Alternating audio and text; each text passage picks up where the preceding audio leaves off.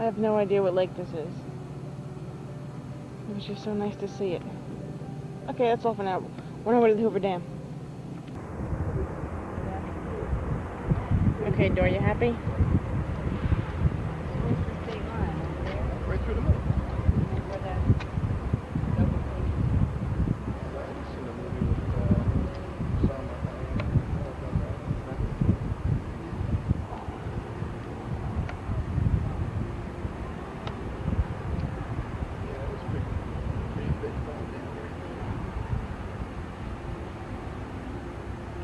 You see a pretty big hole? Where? There's Oh. that road over there that just ends. See the highway? Yeah. Just stops. Alright. What fun is that? That's what I picture every time I see one of those signs that say freeway ends 1,500 feet.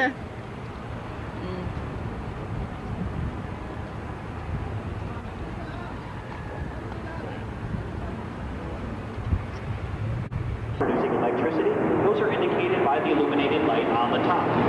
Take a look at the very first one there, that's N1. About halfway down you should see a lighted spinning shaft. That shaft is 38 inches in diameter, 65 feet long, and it weighs 123 tons. Connected at the bottom of that shaft is a Francis-type reaction turbine or water wheel that develops 178,000 horsepower as it spins at 180 revolutions per minute. Looking up above the generators, you can see the two green cranes. Those are traveling bridge cranes. Each one is capable of lifting up to 300 tons. However, the rotor assembly inside each one of these generators weighs 560 tons. So it does take both of those cranes to lift out one rotor and to place it on the generator floor. Looking down on the generator floor, you'll see that rust-colored piece of machinery down there. It's called a pelted water wheel. That is the very first generator to come online here at the dam. That's what we use to supply our in-house electrical power, and that provides 2.5 megawatts of electricity.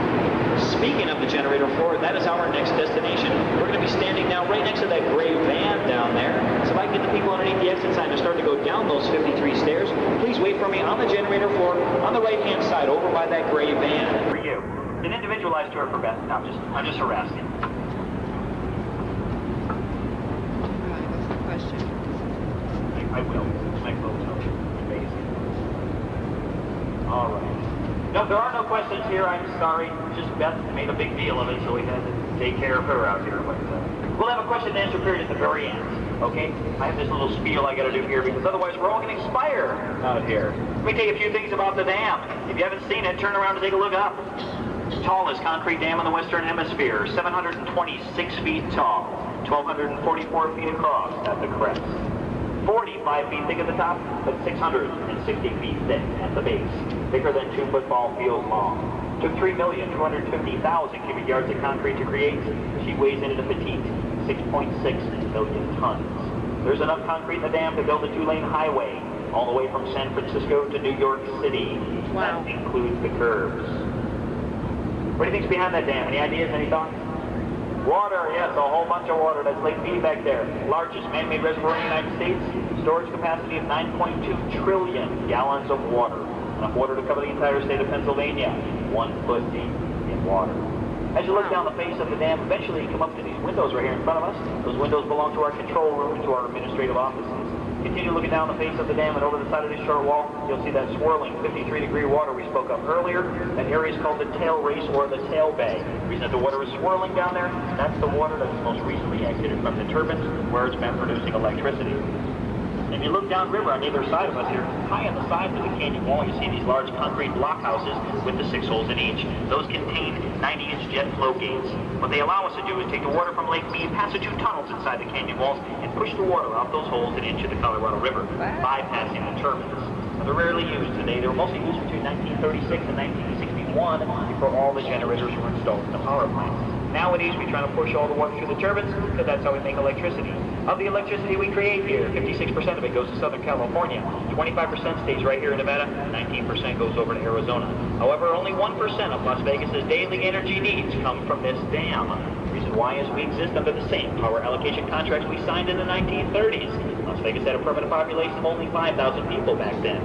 So each year, we at the Hoover Dam make sure that all 5,000 people that live in Las Vegas get all their energy needs right here at the Hoover Dam. The other millionaires that live there have to burn fossil fuels to run those video poker machines. What we're going to do from here is go to our next destination. The rear of the group is going to become the front, so if you can let me get back there, because it always looks better if the guide's up front.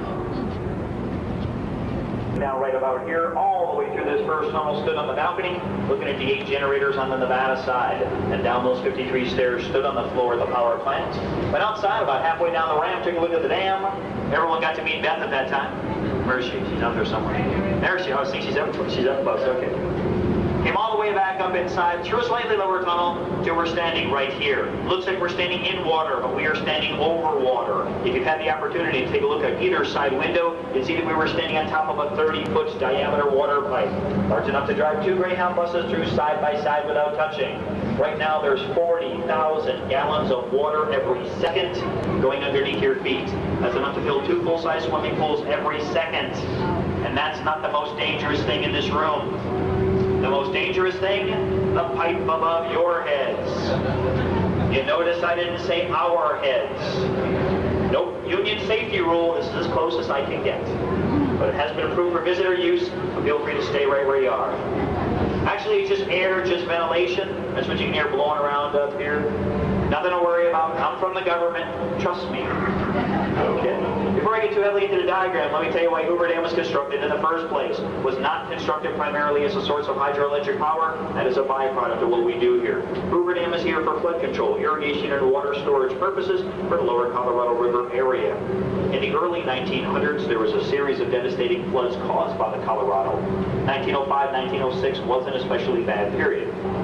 During that period, the Colorado River overran its banks continuously for 16 months, virtually destroying anything and everything that was growing in the Imperial Valley in Southern California. Now they knew that they could not consistently grow produce in that part of the country unless they controlled this 1,400-mile-long Colorado River by placing a large dam in it someplace. They looked at 130 different locations before they chose this particular spot right here in Black Canyon. Now even though this is called up Boulder Canyon, Project Boulder Canyon is 20 miles north of us. We are standing in Black Canyon right now. After they chose this site, the engineers had an even bigger problem. What to do with the river while they were building the dam? Because the river ran straight through this area here, and you can't put a dam in the middle of a raging river. So what they decided to do starting in 1931 was to blast tunnels throughout the solid rock canyon walls to move the water through them, and they called those diversion tunnels. They started over here on the Arizona side, blasting these out 4,000 feet long, 56 feet high. 2 on the Arizona side and 2 on the Nevada side. Now after blasting these tunnels out at 56 feet high, they lined them all the way around with 3 feet of concrete, and that's where you wind up with a 50-foot diversion tunnel. Now if you follow this one right here, you'll see that we're standing in one of those original diversion tunnels now. Take a look up above your heads. What you're looking at is the original 3 feet of 1931 concrete. What that means is while the dam was under construction, the Colorado River flowed right through where you're standing today. To make sure that the water was forced down into those tunnels, they built the Upper Coffer Dam, 100 feet high, 700 feet thick, made of earth and rock. That would force the water to go down into those tunnels. But as the water exited out from this area here, it would tend to back up on the workers, so they built a slightly smaller dam down here, Lower Coffer Dam, 65 feet tall. Again, another earth and rock dam. With these 2 in place, they then had 1/2 mile to begin construction. They started off by draining all the water from this area, then they discovered they still had 135 feet of silt to dig down through before they could find a solid foundation upon which to start the dam. Now this particular picture over here shows the dam about 1/3 of the way through construction, but of course you can imagine the first placement of concrete happened right down here at the very bottom, and that occurred on June 6, 1933. You can also tell something from looking at that photo. This dam was not built as one solid piece of concrete, but was built in sections using individual block forms. You see those forms right here. The average size of one of these forms, 5 feet tall, about the size of the room that we're standing in. Up here in the corner, this is one of the shots of a bucket that they used to bring the concrete down from the roadway. That contains 8 cubic yards, slightly smaller than the vehicles you'll see driving around hauling concrete today. Now, for whatever reason, since the dam was built, stories have developed about the number of bodies that remain entombed in the dam. I'm here to relieve your fears on that. There are no bodies entombed in the dam. And no, it's not some kind of a complicated government cover-up. It's a lot easier than that. If you took that much concrete, you placed it into a form of that size, it would only raise the level of concrete 3 to 6 inches per bucket load. So I don't know about you guys. I would not have been dumb enough to lay there and wait for the next bucket load to come down. Neither did anyone else. So there are no bodies entombed in the dam. Regardless of what kind of stories your uncle or grandfather may have told you, makes an interesting tale, just not true. Now, we said we started off in June of 1933, but by May 29th of 1935, the dam had reached its crest and it was complete. The first thing that they needed to do if they were ever going to create Lake Mead was to stop the river from flowing down into these diversion tunnels. They stopped the flow of the water by lowering 3 1/4 inch boilerplate steel gates over each one of the openings, with the exception of this one right here. This one was kept open for a period of time after the others were shut off, because remember, one of our main jobs is irrigation, and we still needed to supply water to the Colorado River as Lake Mead was forming, because it took Lake Mead a total of 6.5 years to reach its full storage capacity. Although the water at the base of the dam only needed to be a little over 250 feet tall before we could start to use the intake towers and produce electricity. Now, the intake towers are the 4 round buildings you probably saw on the lakeside of the dam. They look to be about 80 feet tall. That's only the portion sticking out of the water, though, because they really stand 395 feet tall. They sit on rock ledges 250 feet above the bottom of the lake floor. We draw the water from 2 areas. Both of those are 32-inch gates. Both are manually opened and closed. When we open up those gates, the water rushes in and down 500 feet where it gains velocity. It's about 12 miles an hour underneath your feet right now. Not fast enough to spin a 30-ton turbine runner, however, so they have to increase the speed of the water. And they do that by taking the water from a 30-foot diameter water pipe, putting it into a 13-foot water pipe at an increased angle downward, ultimately increasing the velocity of the water to about 40 miles an hour.